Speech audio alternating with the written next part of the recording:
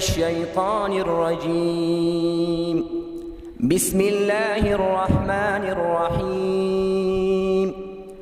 تبارك الذي جعل في السماء بروجا وجعل فيها سراجا وقمرا منيرا، وهو الذي جعل الليل والنهار خلفة لمن أراد أن يذكر أو أراد شكورا. وعباد الرحمن الذين يمشون على الأرض هونا وإذا خاطبهم الجاهلون قالوا سلاما.